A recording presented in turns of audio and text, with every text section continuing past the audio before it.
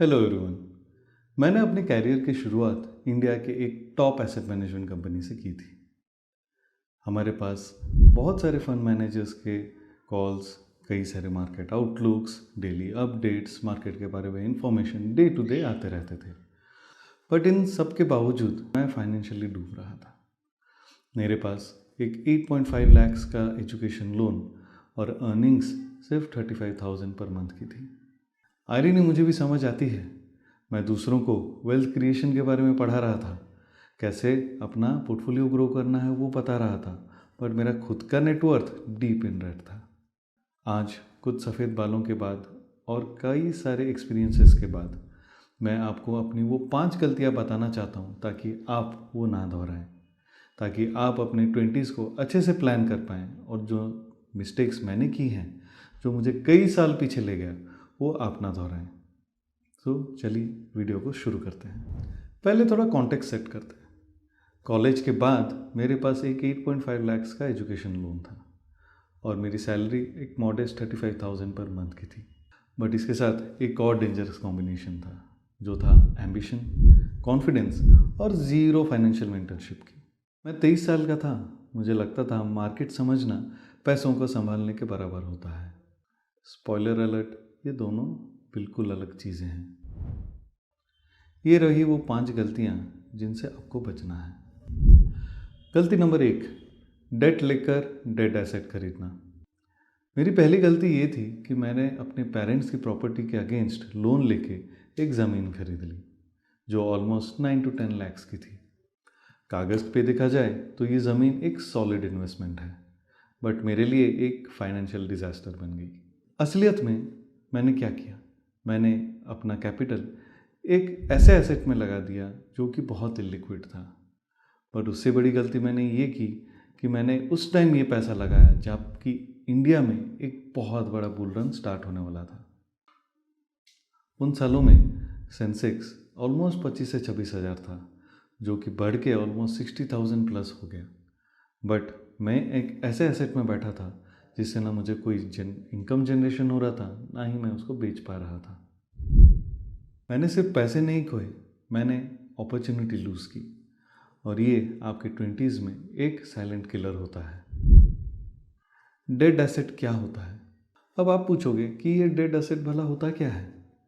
Dead asset वो है जिसको खरीदने के लिए आपने डेट लिया हो। दूसरा, वो एसेट कोई इनकम भी जनरेट ना कर रहा हो। और तीसरा, अगर आप जब चाहो तो उसको आप आसानी से बेच भी ना पाओ। अगर ये तीनों कॉम्बिनेशन है तो फाइनेंशियल पैरालिसिस पक्की है। किसी भी एसेट में इन्वेस्ट करने से पहले आपको 3 चीज़ें देखनी चाहिए। पहला, क्या ये कोई रिटर्न्स या इनकम जनरेट करता है? दूसरा, अगर मैं चाहूँ क्या मैं इस एसेट को 3 से 6 महीने में बेच सकता हूँ? और तीसरा, क्या अपॉर्चुनिटी कॉस्ट है? अगर यही पैसे मैं किसी और एसेट में लगाता तो मुझे क्या रिटर्न्स मिलते? अगर आपका आंसर है पहला नहीं, दूसरा भी नहीं, और तीसरा बहुत, यानी कोई और अपॉर्चुनिटी बेटर है इससे, तो आपको इस एसेट में इन्वेस्ट नहीं करना चाहिए। अपने 20s में लिक्विडिटी और कंपाउंडिंग आपके सबसे बड़े दोस्त हैं। इन्हें ऐसी चीज़ के लिए सेक्रीफाइस मत करो जो सिर्फ कागज़ पे अच्छी लगती हो। मेरी दूसरी गलती, SIP स्क्वीज़, बफर के बिना एग्रेसिव इन्वेस्टर बन जाना।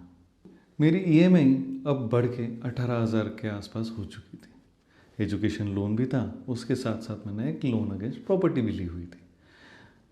इसके बावजूद मैंने 10,000 रुपीज़ का SIP किया था हर महीना, और बचते थे मेरे पास सिर्फ 7,000 रुपये।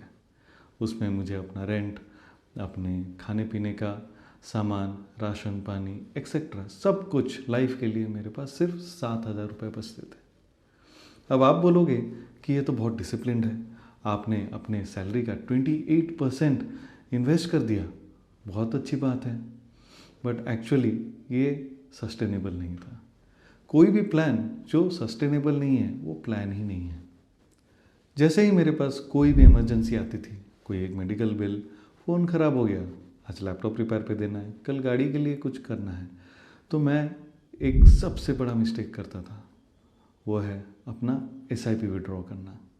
क्योंकि मेरे पास कोई बफर ही नहीं होता था, कोई इमरजेंसी फंड्स ही नहीं होती थी। इसलिए मैं अपने एसआईपी का पूरा कंपाउंडिंग साइकिल तोड़ देता था। ये सिर्फ 1-2 महीने का लॉस नहीं है। आप जितने बार अपने एसआईपी को तोड़ते रहोगे, आप अपने कंपाउंडिंग के साइकिल को भी तोड़ रहे हो। As we all know, compounding के लिए सबसे ज़्यादा जो ज़रूरत होती है वो है समय, और मैं वही गंवा रहा था। तो सॉल्यूशन क्या है? एसआईपी अमाउंट सेट करने से पहले आपको कुछ चीज़ों का ध्यान रखना है। सबसे पहले एक कैश फ्लो ऑडिट करें।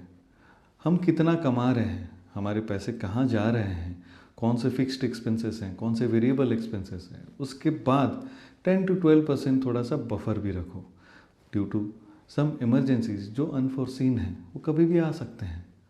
उसके बाद अब अपना एसआईपी अमाउंट सेट करो। एक छोटा सा एसआईपी जो लंबे टाइम के लिए चल सकता है, 10 गुना ज़्यादा बेटर है एक ऐसे एसआईपी से जिसको आप हर बार तोड़ते रहें। सो एसआईपी उतने ही अमाउंट का करो जो आप सस्टेन कर पाओ। तीसरी गलती, इमरजेंसी फंड्स को इग्नोर करना। मैंने अपने 20s में इमरजेंसी फंड्स को सीरियसली नहीं लिया। ये वो फंड्स हैं जो आपको कोई भी इमरजेंसी में बचाते हैं। मैंने डायरेक्टली एसआईपीज में ही इन्वेस्ट करना स्टार्ट कर दिया, बट ये एक बहुत कॉस्टली मिस्टेक साबित हुई। मैंने अपने एसआईपीज को एक सेविंग्स अकाउंट की तरह ही ट्रीट करने लग गया। जब भी कोई ज़रूरत पड़े वहाँ से मैं विड्रॉ कर लेता था। अगेन मेरा जो कंपाउंडिंग का साइकिल है उसको तोड़ते रहता था। एक एनालॉजी समझिए, आप एक बकेट को भरना चाहते हो, बट उस बकेट में एक छेद है, तो आप भले जितने तेज़ी से उसमें पानी डालो, वो कभी भरेगा नहीं। यही होता है आपके इन्वेस्टमेंट के साथ। जब आप कोई भी इमरजेंसी के लिए उसमें से पैसे निकालते रहते हो, ऊपर से डाल रहे हो पर नीचे से वो लीक भी कर जा रहा है। इमरजेंसी फंड सिर्फ सेफ्टी के लिए नहीं होता है, ये आपके लॉन्ग टर्म इन्वेस्टमेंट्स को शॉर्ट टर्म डिसीजन से बचाता है। तो सॉल्यूशन क्या है? अपना इन्वेस्टमेंट पोर्टफोलियो बनाने से पहले सबसे पहले अपना इमरजेंसी फंड का पोर्टफोलियो बनाएं। ये नेगोशिएबल नहीं है। इमरजेंसी फंड एटलीस्ट आपके पास 6 महीने के खर्चे के बराबर का होना चाहिए, और इसको धीरे धीरे हम 1 साल के खर्चों के बराबर करना चाहिए। बट इन्वेस्ट करने से पहले मेक श्योर कि आप एटलीस्ट 6 महीने के खर्चे के बराबर का इमरजेंसी फंड क्रिएट करें। ये एक ऐसा जगह रखें जो आप कभी भी एक्सेस कर पाएँ, जैसे कि लिक्विड फंड्स या एफडीज। इमरजेंसी फंड प्रॉपरली कैसे बनाना है हम एक दूसरे वीडियो में देखेंगे। सिर्फ तभी एसआईपी शुरू करें जब ये फंड ऑलरेडी बन चुका हो, ताकि आप वो मिस्टेक्स ना दोहराएं जो मैंने की है। इमरजेंसी फंड एक फाउंडेशन होता है, इसके बिना तुम्हारे इन्वेस्टमेंट स्ट्रक्चर का कोई फ्लोर नहीं है। चौथी मिस्टेक, प्रोफेशनल ईगो ट्रिप। एक फाइनेंशियल एडवाइज़र को स्किप करना।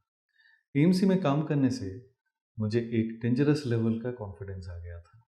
मुझे लगता था कि मैं मार्केट साइकिल समझता हूँ, फाइनेंशियल बिहेवियर समझता हूँ, एंड इनफैक्ट अपने इमोशंस को भी मैं कंट्रोल कर सकता हूँ। मुझे लगता था मुझे कोई एडवाइज़र की ज़रूरत नहीं है क्योंकि मैं खुद एक एक्सपर्ट हूँ। ये गलती आजकल मैं सिर्फ फाइनेंशियल प्रोफेशनल्स में नहीं, बहुत सारे एजुकेटेड लोगों में देख रहा हूँ। हम नॉलेज को ऑब्जेक्टिविटी समझ लेते हैं। सच तो ये है, बहुत सारे सर्जन्स अपने फैमिली मेम्बर्स पे ऑपरेट करने से हिचकिचाते हैं। इसलिए नहीं कि उनके पास स्किल नहीं है, बट इसलिए क्योंकि उनको इमोशनल डिस्टेंस रखना होता है। जब तुम्हारी अपनी सेविंग्स होती है तो तुम अपने इमोशंस को इसमें से डिटैच नहीं कर पाते हो। तुम्हारी अपनी सैलरी, तुम्हारे अपने सपने दांव पे लगे होते हैं, तो आप अपने इमोशंस को छोड़ नहीं पाते हो, एक रैशनल वे से सोच नहीं पाते हो। ओवर कॉन्फिडेंस, डर, फोमो, ये सब मिलके आपके डिसीजंस को अफेक्ट करते हैं एंड आपका फाइनेंशियल डिसिप्लिन को भंग करते हैं। मैंने वो डिसीजंस लिए जो मैं कभी अपने क्लाइंट्स को नहीं सजेस्ट करूँगा, क्योंकि यहाँ मुझे कोई अकाउंटेबल नहीं रख रहा था। तो सॉल्यूशन क्या है? तुम्हें अनइन्फॉर्म नहीं होना चाहिए एक एडवाइजर से फ़ायदा उठाने के लिए, बल्कि आपको ऑब्जेक्टिव होना चाहिए। एक अच्छा फाइनेंशियल एडवाइज़र वो नहीं होता जो सिर्फ आपको ये बताए कि अच्छा स्टॉक कौन सा है या अच्छे फंड कौन से हैं। ये वो हैं जो आपको अपने फाइनेंशियल जर्नी में ट्रैक पे रखें। ये वो हैं जो आपके अजम्पशंस को चैलेंज करे और आपके इमोशंस को अपने फाइनेंशियल डिसीजन से दूर रखे। एक फाइनेंशियल एडवाइज़र आपकी फाइनेंशियल जर्नी का गाइड होता है और इसके बिना आप जंगल में खो सकते हैं। 5वीं गलती, सही स्टॉक गलत स्ट्रैटेजी, ओवर लेवरेज का सबक। ये वाली बात आज भी दिल में थोड़ी ठेस पहुंचाती है। जिस टाइम पे HDFC AMC का लिस्टिंग होने वाला था तब मैं वहीं पे काम करता था। मैं कंपनी को जानता था, ब्रांड पे फुल भरोसा था एंड म्यूचुअल फंड मार्केट्स अच्छा करने वाले हैं वो भी मुझे पता था। जब इसका IPO आया तो मुझे फुल कन्विक्शन था इस स्टॉक पे और मेरा कन्विक्शन सही था, बट मेरी स्ट्रैटेजी बहुत गलत थी। उस टाइम जितना मैं अफोर्ड कर सकता था उतना ही इन्वेस्ट करने के बजाय मैंने अपने फ्रेंड्स एंड फैमिली से और पैसे लिए। मैं एक अच्छी आइडिया पे ओवर लेवरेज था। जब स्टॉक डबल हुआ, जिस समय मुझे खुशियाँ मनानी चाहिए थी, उस टाइम मैं ये कैलकुलेट कर रहा था कि मैं ये पैसे लौटाऊं तो लौटाऊं कैसे।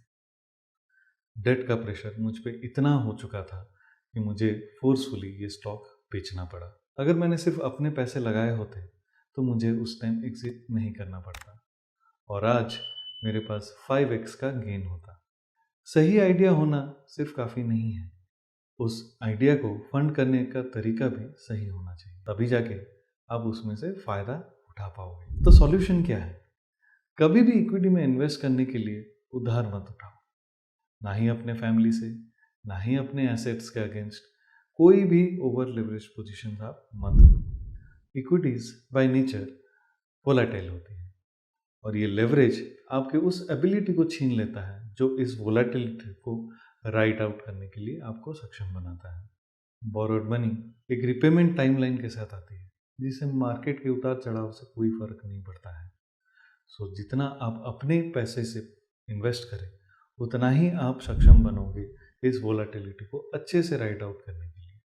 अगर किसी स्टॉक या फंड में कन्विक्शन हो तो अपने पैसे से एलोकेशन बढ़ाओ, बोरोड पैसों से नहीं। याद रखिए, दुनिया का सबसे अच्छा इन्वेस्टमेंट भी अपने चारों तरफ के गलत फाइनेंशियल स्ट्रक्चर से तबाह हो सकती है। रहा पूरा हिसाब। गलती नंबर 1, मैंने डेट लेकर एक इलिक्विड इन्वेस्टमेंट में इन्वेस्ट किया और एक डिकेड का सबसे बड़ा बुल रन मिस किया।